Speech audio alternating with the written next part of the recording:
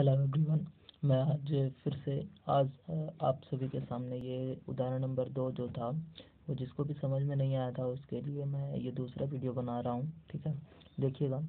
दर्शाइए कि प्रत्येक धनात्मक समपूर्णांक 2q के रूप में तथा सभी ऋणात्मक पूर्णांक 2q + 1 के रूप में है। ये हमको सिद्ध करना था। ठीक है, तो जिसके लिए हमको ये मानना पड़ेगा कि माना वह पूर्णांक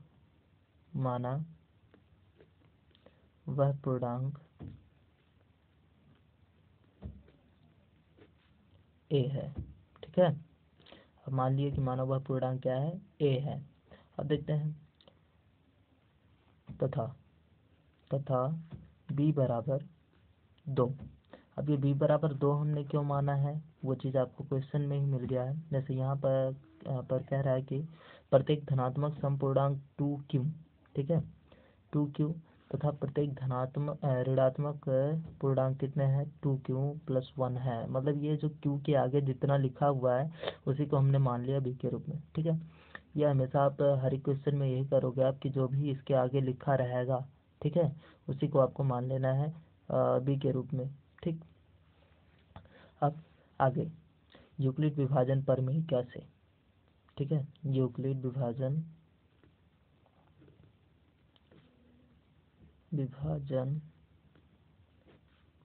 प्रमेय कैसे।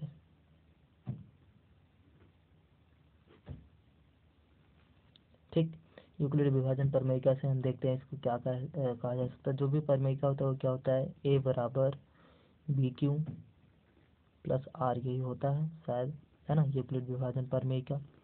अब इसमें से हमको कोई धनात्मक पूर्णांक a तो हमने मान ही लिया पहले से।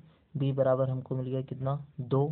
q मान नहीं पता, q बराबर हम उसका गुणा करके देख लेंगे। और r रिमाइंडर कितना होगा ये चीज़ आपको दिखाना है। ठीक है ना, तो हम ये चीज़ एक छोटा सा सिंपल सा भाग यहाँ पे देख लेते हैं। जैसे कि होता क्या है, a जो बीच में रहता है, ठीक है ना, और यहाँ पर होता है b, यानी 2 से हमको भाग देना है। q बार गया है और शेषफल कितना आया, r आया। ठीक है ना, ये हुआ मेरा छोटा सा। ठीक है ना, अब देखते हैं कि जो है ये मेरा शेषफल कितना हो सकता है। हमने आपको बताया था कि जो है जो r होता है, शेषफल जो होता है वो किससे, भाजक से कम होता है हमेशा। ठीक है ना, कैसे होता है ये भी आपको पिछले वीडियो में हमने डिफाइन किया है, देख लीजिएगा ध्यान से।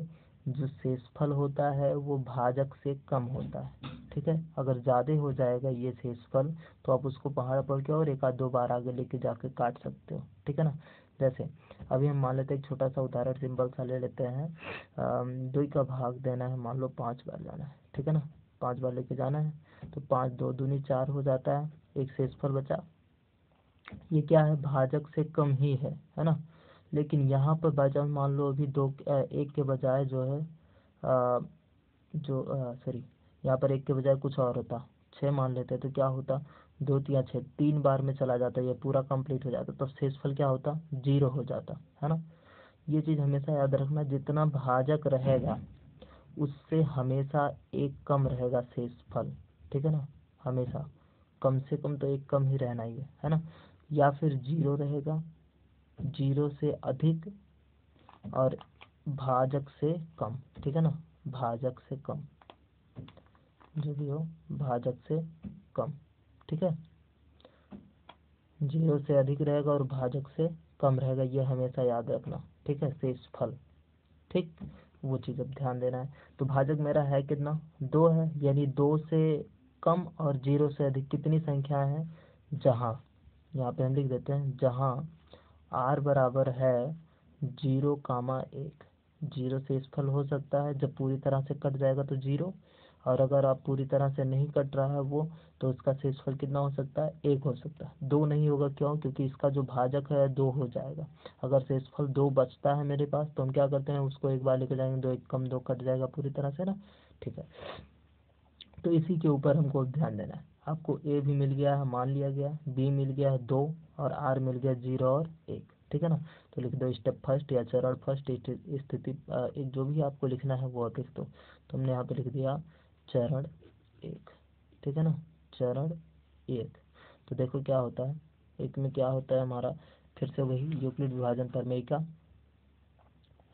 क्या होता है, a बराबर हमने यहाँ पर माना है कोई पूर्णांक और बराबर b के स्थान पे हमको क्या रखना है, 2 रखना है, q के स्थान पे क्या लिखना है, q ही लिखना है, और प्लस r के स्थान पे कितना लिखा है, पहले स्थान पे 0 लिखा है, ठीक है ना, या a बराबर 2q, ठीक है ना, जो कि एक समपूर्णांक है, जो कि एक समपूर्णांक है।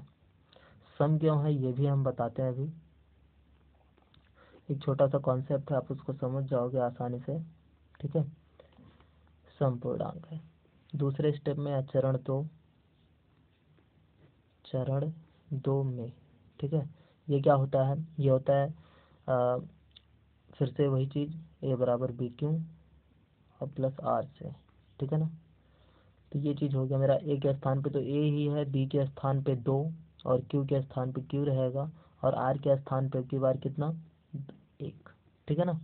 तो जो कि एक यहाँ पे आपको लिख दो, जो कि एक विषम पूर्णांक है, ठीक है, पूर्णांक, विषम पूर्णांक है, ठीक है। अब आपको सारा पता चल गया जो कि एक विषम पूर्णांक है, ठीक। अब ये आप कह सकते हो कि ये समपूर्णांक, क्योंकि इसके साथ तो चर संख्या पता नहीं हो कैसी संख्या होगी, या मतलब छोटी विषम संख्या है कि सम संख्या, कोई दिक्कत नहीं उससे, बस आपको ये क्लियर होना चाहिए कि किसी भी, ये तो आपका सिद्ध हो गया, ठीक है ना। जो क्वेश्चन था वो मेरा बस इतना ही था, सारे क्वेश्चन आपको मान करके ही लगाने हैं, दिक्कत कोई नहीं होने वाला इसमें, ठीक है। तो बस खाली आपको ये ध्यान देना है कि ये सम संख्या हुआ तो कैसे हुआ, क्योंकि यहाँ तो एक चर राशि है ना। ये विषम संख्या हुआ, क्यों ये सम हुआ, क्यों ये विषम हुआ, ये चीज आपको ध्यान देना है। चलिए देखते हैं। सबसे पहले हम जो बोल रहे हैं उसको ध्यान से सुनना। हम कह रहे हैं कि किसी भी सम संख्या का गुणा, लिख देते हैं, किसी भी सम संख्या का गुणा, सम संख्या का गुणा किसी अन्य किसी पूर्णांक में, अन्य किसी धनात्मक पूर्णांक में होता है, तो हमें एक सम संख्या प्राप्त होता है।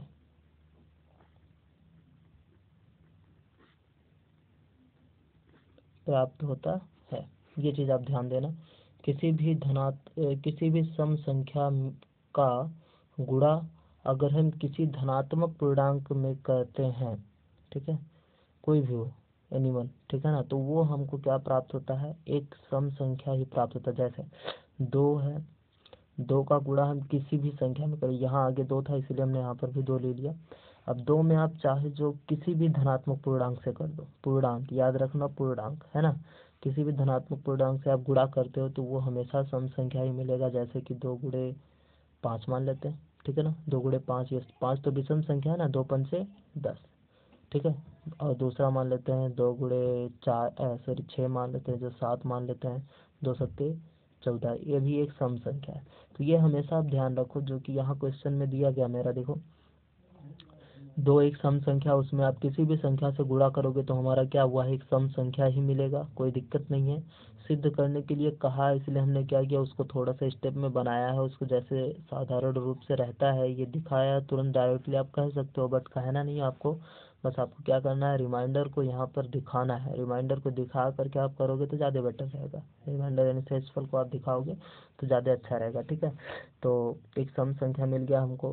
सेम दैट अगर आप किसी सम संख्या में एक जोड़ देते हो, है ना, तो क्या मिलेगा, 14 के प्लस 1 करोगे तो कितना, 15, यानी हमको एक विषम संख्या मिल गया। 10 में प्लस 1 करोगे तो आपको क्या मिलेगा, 11, एक विषम संख्या फिर से मिल गया कि नहीं।